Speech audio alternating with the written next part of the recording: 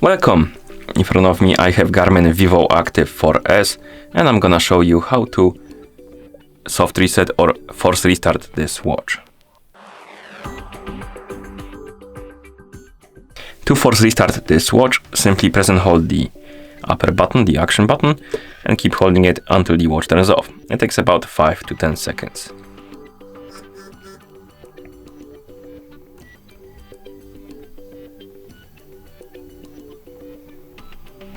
After the screen turns off, keep holding the button for a second or two, and then you can release it. And now the watch should be turned off.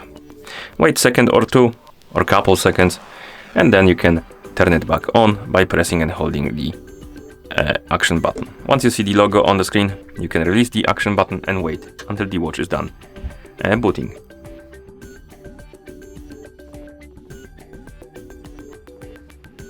As you can see, we're back in the system, and that's how you force restart this watch.